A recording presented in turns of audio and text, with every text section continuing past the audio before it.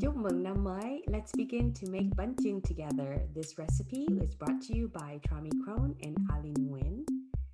And let's begin. This is your final product. Isn't it beautiful? So to begin, you're going to need some banana leaves, which you can buy in the frozen section, some twine or string to hold the cakes together.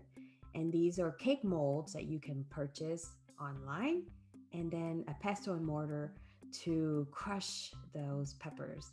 This is sticky rice. You're going to rinse the sticky rice. You're going to need some salt. And this is the rice all nice and drained. And this is mung bean that you can buy pre-peeled from the Asian stores. And you're going to also give them a quick rinse. As part of the prep, you're going to stir fry some thinly sliced shallots that you will mix with the mung bean. So now you're going to use your cake mold to measure out how you're going to cut the leaves. Notice we want to cut them along the grain, so not against the grain, if you will. So you're going to put in 2 leaves that you already cut up in like a cross section. And then you're going to also align the cakes all around with the thinner strips that you also pre-cut. This recipe is good for about 25 cakes. Then you're going to scoop some sticky rice in there and then layer it with a little bit of the mung bean. These are participants from our live class, which were offered in early 2020. And then you're going to add some pre-marinated pork belly in there to add some of that nice pork fat. And then another layer of the mung bean.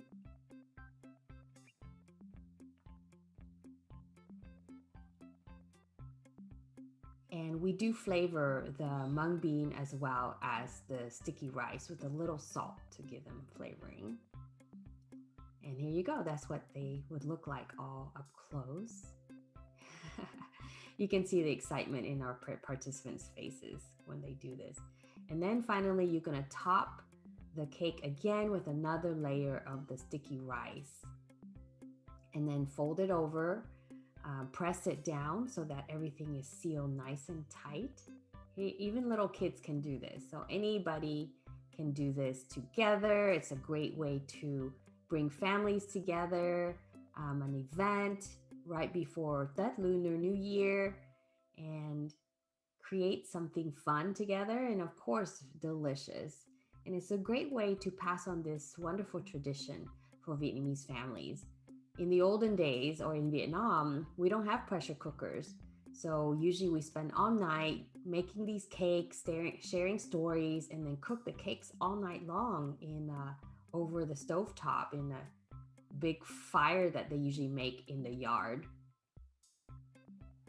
And so then you're going to pull out the cakes from the mold and you're going to wrap it with the twine. So you're going to make like a crisscross tie so that way we can keep all of the leaves together.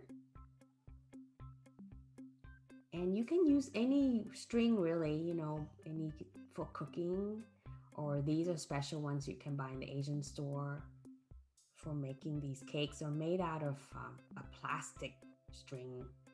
It's good for cooking because it's pretty sturdy.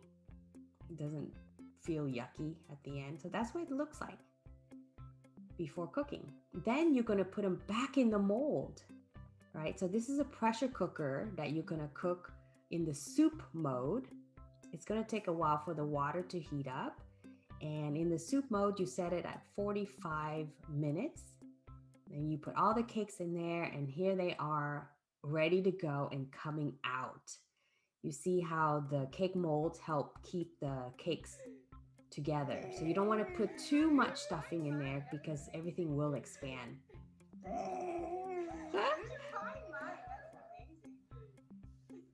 And this is what the cakes look like once you cook them. And we're cutting it up to try it. Wow. And we like a lot of black pepper, so you can see there. Lots of black pepper. Show. Oh. You can see all the different layers there.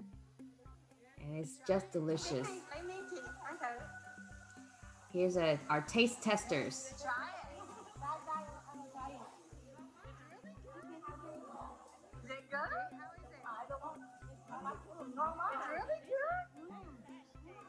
She says it's really good and tastes authentic.